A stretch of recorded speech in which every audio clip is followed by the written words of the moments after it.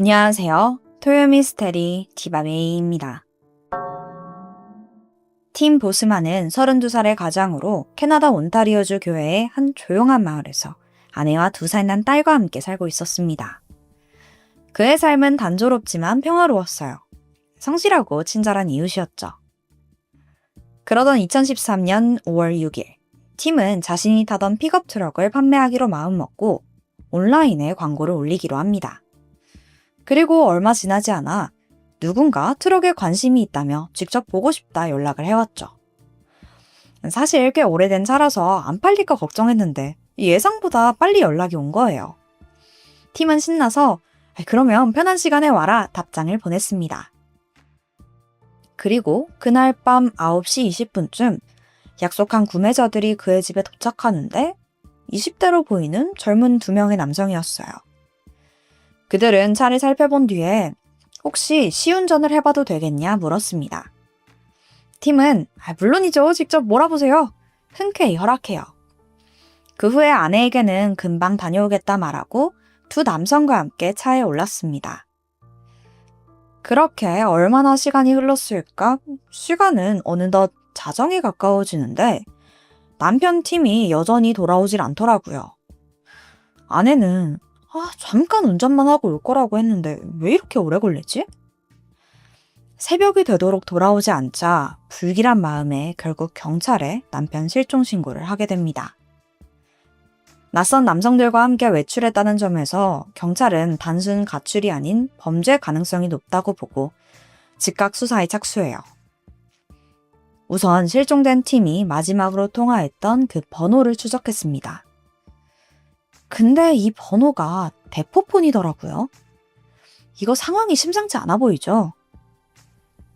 끈질긴 추적 끝에 사흘 뒤 경찰은 다행히 그 휴대폰의 위치를 알아낼 수 있었어요. 인적이 드문 공장에서 발견됐는데 전원이 꺼진 채 이미 버려진 상태더라고요. 범인의 추적을 연결할 고리가 또 끊긴 겁니다.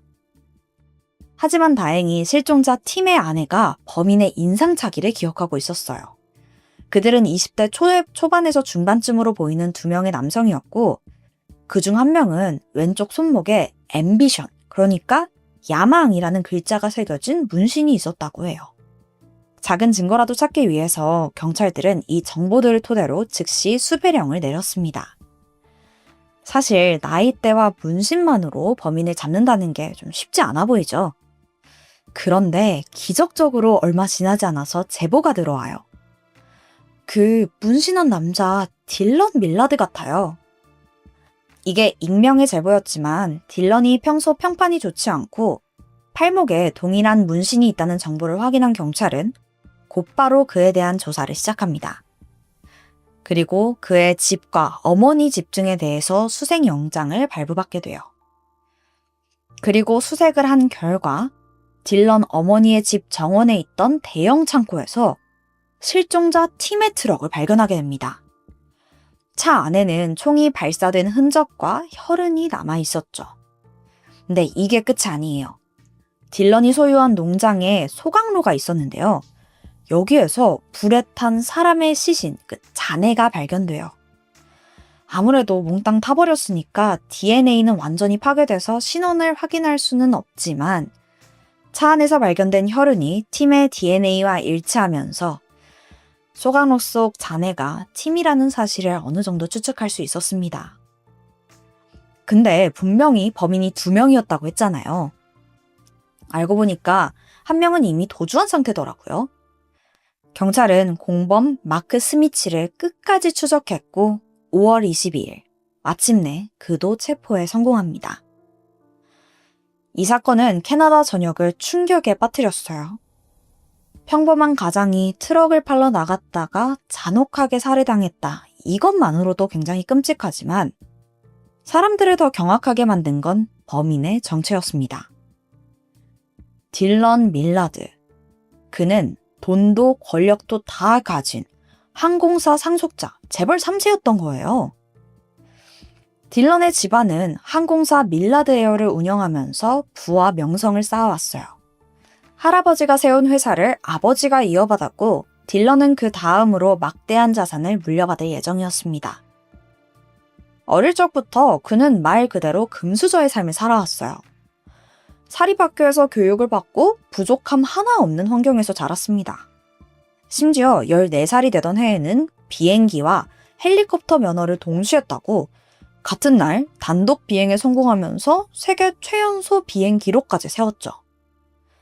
2006년 할아버지가 돌아가시면서 21살이라는 어린 나이에 수백만 달러의 주택, 아파트, 농장, 고급 차들까지 물려받게 되면서 더더욱 부유한 삶을 살게 되죠. 언뜻 보면 성공과 부를 다 거머쥔 정말 영화 속 주인공 같았지만 이 화려한 겉모습 뒤에는 그의 이면이 숨겨져 있었어요. 모든 걸 다 가졌지만 그래서인지 거기서 공허함을 느꼈던 것 같아요. 이 공백을 채우고자 대마초에 손을 대기 시작합니다. 그리고 이 과정에서 마크를 만나게 돼요. 네, 그 앞서 말씀드린 공범 마크요. 자, 그에 대해서도 좀 더 알아보자면 마크는 19살 때 이미 마약 소지, 음주운전, 보석 조건 위반 같은 전과를 아주 줄줄이 달고 있는 문제아였습니다. 그는 돈 많고 자유로운 딜런을 부러워했고 딜런은 그런 마크를 정말 부하처럼 대했죠. 두 사람은 종종 밤이면 함께 나가서 건설 장비나 잔디 닦는 기계 이런 거를 그냥 재미삼아 훔쳤다고 해요. 항공사 상속자와 범죄 전과자, 이게 도저히 어울리지 않을 것 같은 두 사람은 스릴을 쫓으면서 이중생활을 즐기고 있었던 겁니다. 그러던 2012년 11월 딜런의 삶을 180도 뒤바꿀 사건이 발생하게 되는데요. 딜런의 아버지가 침대에서 사망한 채 발견된 거예요. 총알은 눈 왼쪽을 관통했고 총은 시신 옆에, 그러니까 침대 위에 놓여 있었습니다. 그리고 이걸 처음 발견한 사람은 바로 아들 딜런이었고요. 딜런은 친구 마크와 함께 있다가 저녁에 집에 돌아왔고 집안이 너무 조용해서 아버지 방에 들어가 보니 피 묻은 베개가 보였다. 당시 상황을 진술합니다. 그리곤 아버지가 평생 우울증을 앓아왔고 최근에 회사 자금 문제로 더 힘들어했다라는 말을 덧붙였습니다. 경찰은 이때 추가 조사 없이 극심한 스트레스로 스스로 목숨을 끊었다라고 결론을 내리게 됩니다. 그리고 약 반년 뒤 팀 살인 사건이 발생했던 거예요. 2016년 2월 팀 살인 사건에 대해서 딜런과 마크의 재판이 열려요. 두 사람은 약속이라도 한 듯 서로에게 막 책임을 떠넘기기 시작합니다. 근데 이게 문제가 누가 주범인지 밝혀내기가 굉장히 어려웠다는 거예요. 시신은 이미 불타서 사라져버렸고 차 안에서도 누가 총을 발포했는지 거기에 대한 증거가 전혀 없었어요. 하지만 상황이 어찌됐든 두 사람이 함께 범행을 계획하고 또 실행에 옮겼다는 점만은 분명하죠. 결국 두 사람 모두에게 종신형이 선고됐고 최소 25년이 지나야 가석방을 신청할 수 있다는 판결이 내려졌습니다. 이렇게 사건이 일단락되면서 금수저 살인마 딜런은 사람들 기억 속에서 잊혀지는 듯 했어요. 하지만 1년이 지난 2017년 12월 딜런의 이름은 다시 언론사에 등장합니다. 감옥에 있던 딜런이 또다시 살인사건의 피의자로 지목이 된 거예요. 이 사건의 전말에 대해서 알아보려면 8년 전인 2009년으로 돌아가야 해요. 당시 24살이던 딜런은 토론토 술집에서 로라라는 여성을 알게 돼요. 그 후에 두 사람은 가끔 만나서 관계를 갖곤 했습니다. 당시 로라는 우울증과 불안 증세로 굉장히 삶의 어려움을 겪고 있었어요. 그러던 중 마약에까지 빠지면서 정상적인 사회생활에 어려움을 겪었고 돈을 벌기 위해서 성매매를 하고 있었다고 해요. 그녀는 그때 당시에 딜런만큼은 다른 남자들과 다르게 정말 사랑했다고 해요. 그러니까 그냥 손님이 아니라 애인으로 생각했던 것 같아요. 근데 또 딜런의 생각은 달랐습니다. 사실 그에게는 이미 여자친구가 있었거든요. 그러니까 딜런은 로라와의 관계를 그냥 파트너? 아니, 사실 그 이하로 보고 있었어요. 그러던 중에 얼마 지나지 않아 딜런의 여자친구가 로라의 존재를 알게 됩니다. 그리고 곧장 그녀에게 연락을 해서 야, 너 내 남친이랑 헤어져라 막 연락했죠. 근데 이때 로라도 지지 않았어요. 야, 네가 그렇게 좋아하는 네 남친 지금도 내 옆에서 자고 있어. 막 이렇게 약 올린 겁니다. 결국 두 여성은 크게 다투게 돼요. 며칠 뒤에 딜런은 두 사람이 자기 때문에 싸웠다는 이야기를 듣습니다. 그리곤 로라에게 분노했죠. 아, 술집 여자 주제에 감히 내 여친 심기를 건드려? 그는 화가 나서 여자친구한테 내가 그 여자 처리할 테니까 걱정하지 말아라 이야기해요. 이 대화가 있고 얼마 뒤 로라는 흔적도 없이 사라집니다. 그리고 그녀가 마지막으로 연락한 사람은 바로 딜런이었고요. 물론 마지막으로 연락했다 이 정도로 범인으로 본 건 아니에요. 로라의 마지막 통화 위치가 딜런의 집 근처라는 점과 비슷한 시각에 딜런이 친구 마크에게 임무가 있다. 1시간 안에 우리 집으로 와라. 라는 메시지를 보낸 점. 마지막으로 이틀 뒤 딜런이 상업용 대형 소각로를 구매한 점까지 너무나도 이상한 정황이 많았던 겁니다. 로라의 시신은 끝내 발견되지 않았지만 검찰은 그녀 역시 흔적도 없이 소각됐다고 결론 내렸고 딜런과 마크를 또다시 재판에 소환한 겁니다. 두 사람은 로라 살해 혐의로 또 한 번 종신형을 선고받아요. 25년 뒤에 가석방 신청이 가능한 종신형이었죠. 당시 경찰은 로라가 우울증을 앓고 있는 성매매 종사자라는 이력을 확인하고 그녀의 실종을 심각하게 대하지 않았다고 해요. 그 덕에 10년이라는 시간 동안 두 사람은 이 수사망을 피할 수 있었던 겁니다. 자, 여러분, 근데 이게 끝이 아니에요. 2018년 감옥에 있던 딜런이 또다시 법정에 오르게 되는데요. 이번에는 정말 그 누구도 예상하지 못했던 사건이었죠. 2012년 아버지 웨인 밀라드의 죽음에도 연관이 있었다라는 사실이 밝혀진 겁니다. 당시 경찰이 극단적인 선택이다라고 결론 내렸던 그 사건이 사실은 딜런의 범행이었던 거예요. 검찰은 피고가 아버지를 살해하고 현장을 교묘하게 위장했다라고 주장했습니다. 증거는 명확했어요. 딜런이 불법으로 권총을 구입했던 내역과 사건 현장에서 발견됐던 그 권총이 일치했다는 점, 본인 증언과 다르게 아버지 사망 추정 시각에 핸드폰 위치 기록이 집 근처였다는 점, 마지막으로 당시 부재학 관계가 최악으로 치닫고 있었다는 주변 사람들의 증언까지 봤을 때 그의 범행으로 너무나 명확해 보였던 거예요.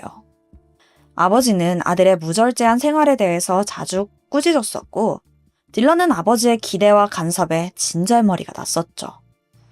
결국 그 갈등이 극에 달하던 어느 날 잠든 아버지를 향해 총을 겨눴던 겁니다. 여기서 또 논란이 됐던 부분이 있는데요. 처음 사건을 조사했을 때 경찰이 최초 발견자인 딜런에 대해서 화학 잔해물 검사도 또 거짓말 탐지기도 하지 않았더라고요. 너무나 안일하게 조사를 했던 거죠. 배심원단은 아버지 살인 사건에 대해서 1급 살인의 유죄를 선고합니다. 이로써 딜런은 팀, 로라, 자기 아버지까지 이 3건의 살인을 저지른 연쇄살인범으로 남게 됐어요. 원래라면 딜런은 3건의 살인으로 각각 25년 뒤에 가석방을 받을 수 있는 종신형을 선고받았어요.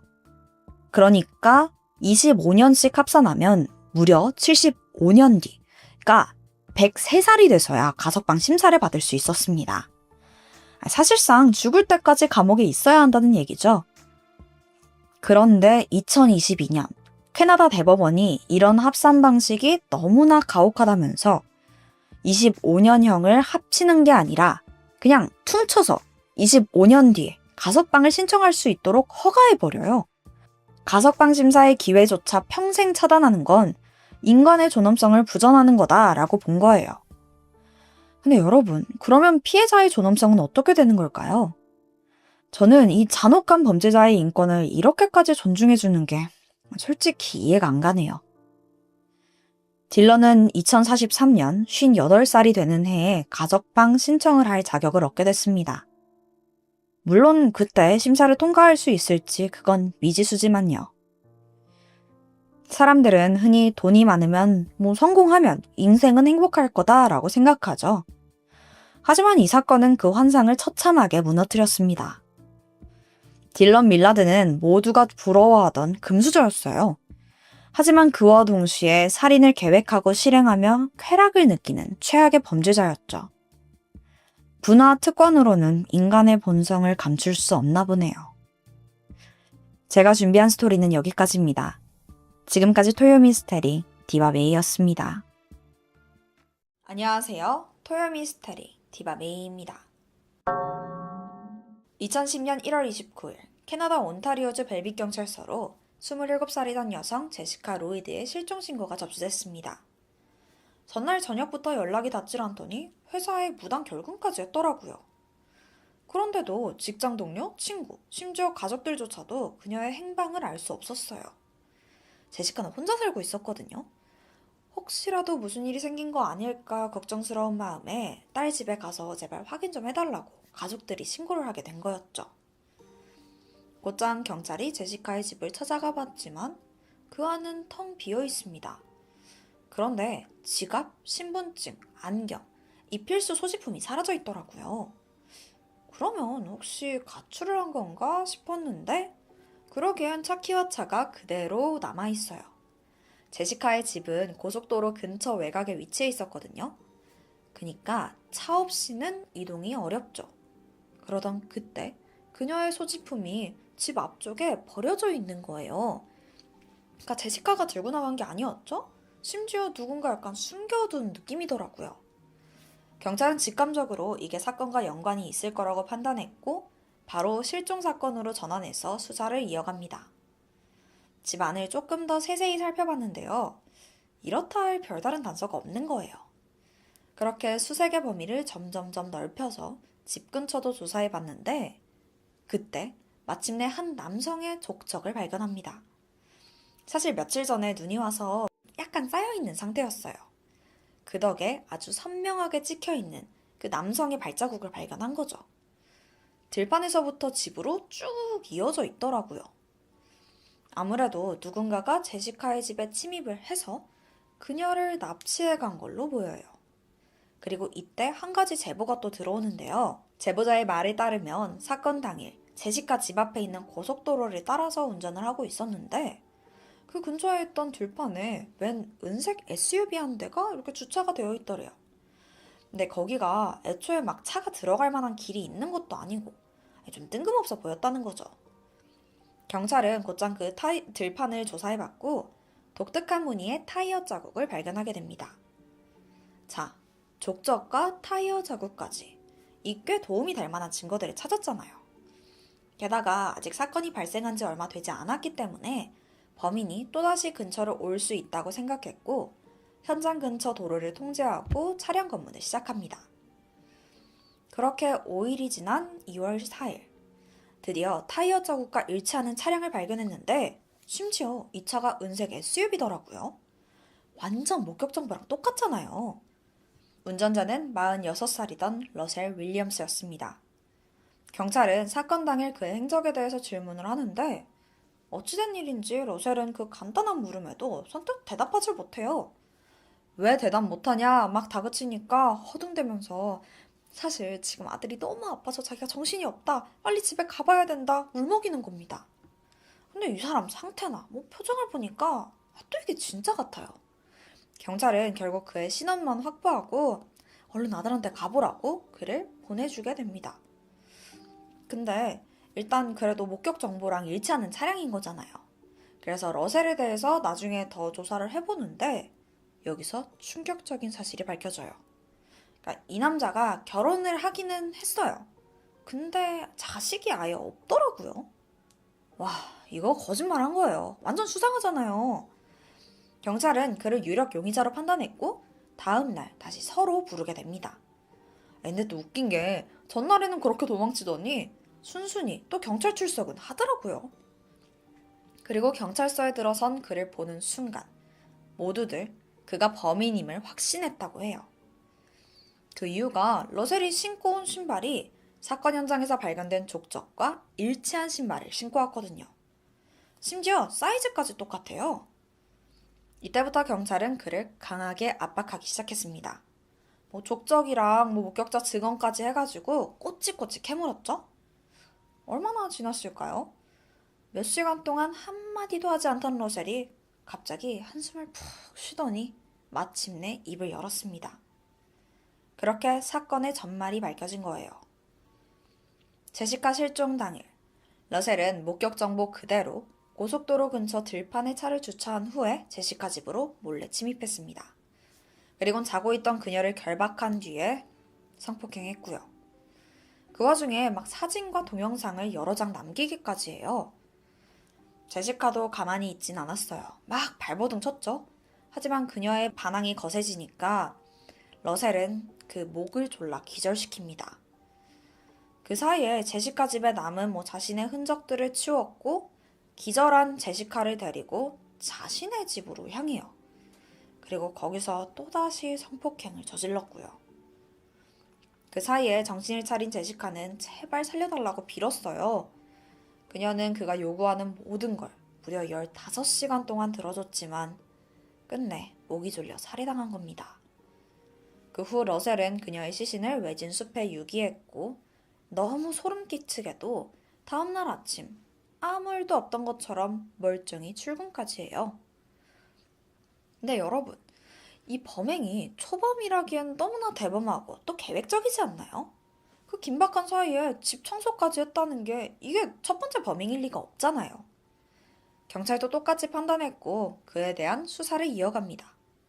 그렇게 러셀의 집을 조사해보기 시작했는데 그 안에서 상상 이상의 믿을 수 없는 진실을 마주하게 돼요. 그의 집 안에서는 수많은 사진이 들어있는 외장하드와 그의 일기장, 그리고 엄청난 양의 여성 속옷이 발견됩니다. 심지어 그 속옷들이 굉장히 가지런하게 예쁘게 정리되어 있어요. 솔직히 좀 충격적이죠.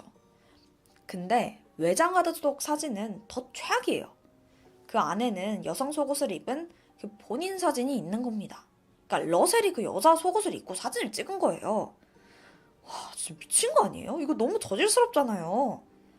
대체 지금까지 무슨 짓을 저지르고 다녔던 걸까요? 자, 이 인간의 실체가 드러나면 날수록 진짜 최악이거든요. 마음 단단히 드셔야 돼요. 자, 그 전에 러셀이 어떤 사람인지 좀 알아봐야 되는데요. 그는 1963년 영국에서 태어났고 5살이 되던 해 캐나다 온타리오주로 이민을 갔어요. 유복했던 가정 환경 덕에 어린 시절부터 하고 싶었던 건 전부 누리고 살았죠. 그래서인지 뭘 강하게 갈망해 본 적이 없었다고 합니다. 그러던 어느 날, 그가 정말 바라는 큰 꿈이 하나 생기는데요. 여러분, 혹시 그 영화 탑건 아시나요? 톰 크루즈 나오는 그 공군 관련된 영화잖아요. 최근에 후속작이 개봉하기도 했었고요. 러셀이 이 영화를 보고 진짜 푹 빠진 거예요. 그리고 자기도 톰 크루즈처럼 멋진 공군이 되겠다라고 마음을 먹게 되죠. 근데 또 이 사람 추진력이 장난 아니에요.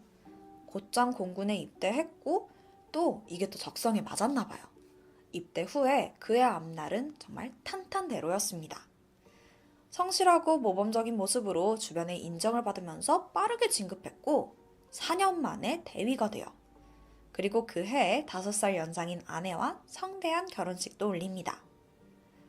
몇 년 후인 1994년에는 고위급 인사를 모시는 VIP 항공기 조종사로 임명이 되기도 하고요. 근데 이게 진짜 대단한 게 이 사람이 모셨던 사람만 봐도 엘리자베스 여왕, 캐나다 총독 같은 진짜 VVIP들만 있는 거예요. 또 비행은 엄청 잘했나 봐요. 그 능력을 인정받아서 훈장도 굉장히 많이 수여받고 모두의 존경을 한몸에 받았습니다. 2009년 7월에는 캐나다에서 가장 규모가 크고 중요한 공군기지인 CFB 트렌톤의 사령관으로 취임되면서 그의 커리어는 정점을 찍었습니다. 진짜 이렇게만 보면 완전 완벽한 인생이잖아요. 하지만 그런 러셀에게 아무도 모르는 숨기고 싶은 취미가 하나 있었습니다. 그게 바로 여성 속옷을 입고 사진을 촬영하는 거였죠. 근데 진짜 문제는 이 속옷들이 전부 훔친 속옷이라는 거예요. 자, 이제부터 그의 저질스러운 범행 이력이 하나하나 밝혀집니다. 사실 러셀과 아내는 2년 반째 주말 부부로 지내고 있었어요. 아무래도 군 고위 간부다 보니까 일이 점점 바빠졌고 결국 아내와 함께 살던 캐나다 오타와 지역을 떠나서 트웨이드 지역에 따로 별장을 마련하게 됩니다. 여기는 그 부부의 집에서 2시간 반 정도 떨어진 거리에 위치했죠. 그리고 아내와 떨어져 지내는 기간 동안 그는 무려 48채가 넘는 집에 침입했고 1366개의 속옷을 훔쳤어요. 근데 이 정보가 되게 구체적이죠? 이렇게 자세한 기록이 남은 데에는 또 이유가 있는데 러셀이 범행을 저지를 때마다 모든 걸 세세하게 기록해뒀어요. 이 모든 사실이 그의 일기장에 전부 남아있었죠. 이 자료는 심지어 체계적이기까지 합니다. 집을 하나하나 분류돼서 또 사진을 찍어뒀는데 처음에는 그 방의 전체적인 모습, 그 다음에는 속옷이 정리되어 있는 서랍장의 모습, 그리고 마지막에는 바닥에 펼쳐서 자세히 찍어둔 사진까지 이걸 다 순서대로 정해둔 거예요. 근데 이게 끝이 아니에요. 제일 최악인 게 남았는데 그 속옷을 자기가 입거나 알몸으로 그 여성들의 방에 누워있는 그 본인 모습을 다 찍어놔요. 종종 방에 있는 인형들이랑 막 포즈를 취하기도 하고요. 이게 너무 더럽잖아요. 진짜 완전 소름 끼치죠. 그의 첫 범행은 2007년 9월 9일 이웃집에 침입하면서 시작됐습니다. 사실 이웃들하고 굉장히 친하게 지냈다고 해요. 종종 같이 캠핑도 갈 정도였고요. 그러다가 가족들이 이번 주말에 집을 비운다는 사실을 알게 됐고 곧장 범행을 계획합니다. 그리고 사건 당일 너무나도 쉽게 그들의 집에 침입했고 곧장 12살이던 딸의 방으로 향해요. 그리고 무려 2시간이 넘게 아이의 방에 머무르면서 막 속옷도 입어보고 방에 있는 인형을 들고 막 추잡스러운 포즈로 사진을 남기기도 하고요. 다행히 그 사진은 공개되진 않았어요. 진짜 상상하기도 싫죠. 이 사건 이후에 러셀은 이 스릴에 맞들렸는지 이웃집에 8번이나 더 침입해서 변태 행위를 이어갔습니다. 아까 말했다시피 꽤 체계적으로 범행을 준비했어요. 그러다 보니까 증거도 거의 남지 않았고 애초에 의심도 받지 않았죠. 그리고 점점 더 자신의 범행에 대한 자신감이 붙기 시작합니다. 네, 여러분. 처음엔 자극적이던 일도 점점 반복되면은 더 큰 자극을 원하게 되잖아요. 러셀도 마찬가지였어요. 이 변태가 점점 더 진화하는 거죠. 이젠 단순히 속옷을 훔치는 것만으로는 만족할 수가 없었고 결국 2009년 9월 더 큰 범죄를 저지르게 됩니다. 러셀은 매일 아침 조깅을 즐겼어요. 근데 이게 사실 운동 목적이라기보단 범행 대상 물색에 가까웠죠. 그러던 중 미혼모로 혼자 사는 여성 A씨의 집을 발견했고 그녀를 타겟으로 정합니다. 사건 당일 그는 조심히 집 안으로 침입했어요. 이제 집 안에 들어가는 거는 별로 긴장도 안 됐죠. 당시 A씨는 TV를 보고 있었는데 누가 들어오는 인기척 이런 거조차 듣지 못했다고 해요. 러셀은 그녀를 손전등으로 폭행해서 제압했고 눈을 가립니다. 그리고 끔찍한 범행이 시작됐죠. 그녀의 옷을 벗기고 성추행을 한 뒤에 사진을 촬영했어요. 바로 옆방에 아이가 자고 있는 걸 알면서도 아랑곳하지 않고 범행을 저질렀다고 해요. 러셀이 처음으로 사람을 직접적으로 건드렸지만 복면을 쓰고 또 치밀하게 범행을 준비했거든요. 그러다 보니까 이렇다 할 증거가 또 남지 않았고 이번에도 수사망을 피해갑니다. 다행히 성폭행을 저지르진 않았다고 해요. 근데 이래도 안 걸려? 이쯤 되니까 러셀의 자신감이 하늘을 찔렀어요. 자기는 절대 잡히지 않을 거다 그런 군자감이 생겼고 약 2달이 지난 2009년 11월 25일 끝내 선을 넘어버리고 마는데요. 당시 군인으로 복무하던 마리 프랑스코모가 무단결근을 하게 됩니다. 게다가 연락도 닿지 않았고요. 걱정이 된 그녀의 남자친구는 경찰에 신고를 했고 그녀의 집으로 수색이 들어가요. 그리고 그녀는 이미 사망한 상태로 발견됩니다. 심지어 얼굴에는 덕트 테이프가 막 덕지덕지 붙어있는 너무나 끔찍한 상태였죠. 부검을 해보니까 사망 원인은 페이프에 의한 질식사였고 심각한 구타의 흔적도 남아 있었습니다. 그런데 이 범인이 집을 깨끗하게 청소해 놓더라고요. 남은 증거가 없어요. 결국 이 사건은 미제로 남겨져요. 네, 이것도 러셀의 짓이었어요. 알고 보니까 마리는 그의 직장 동료였고요. 그렇게 마리가 혼자 산다는 사실을 알게 된 러셀은 그 집에 몇 번이나 침입해서 이미 속옷이며 보며 훔친 적이 있었어요. 그러던 어느 날 평소처럼 그녀의 집에 숨어 들어가서 변태짓을 하다가 그냥 무슨 바람이 들었는지 무슨 생각인지 지하실에 숨더라고요. 그리고 마리가 집으로 돌아올 때까지 숨을 죽이고 있었습니다. 얼마 뒤 마리가 귀가했고 잠깐 지하에 내려온 순간 러셀이 튀어나와서 그녀를 폭행하고 또 성폭행까지 저질러요. 제발 살려달라고 비는 마리의 얼굴에 덕트 테이프를 붙여서 끝내 살해했던 겁니다. 이후에 이불을 세탁하고 또 현장을 청소하는 등 치밀한 마무리 작업에 들어갔죠. 그 와중에 죽은 마리의 시신을 촬영하고 또 속옷을 챙겨서 현장을 빠져나왔습니다. 그리고 이번에도 어김없이 걸리지 않았어요. 애초에 주변에서 존경받는 이 명예로운 파일럿이 이런 추잡한 변태짓을 저지를 거라고 누가 상상이나 했겠냐고요. 그 후 3개월 후인 2010년 1월 제시카의 사건까지 발생했던 겁니다. 그렇게 그의 범죄가 하나하나 낱낱이 밝혀졌어요. 러셀과 연관된 것으로만 추정되는 사건의 수만 해도 48건에 달했지만 결정적인 증거가 남은 사건은 겨우 마리와 제시카 사건 단 2건뿐이었습니다. 결국 2건의 살인과 성폭행에 대한 혐의로만 기소가 됐고요. 2007년부터 2010년까지 약 3년이라는 시간 동안 질긴 범행을 이어왔던 그에게 과연 어떤 처분이 내려왔을까요? 법정에선 러셀은 자신의 혐의에 대해서 모두 인정합니다.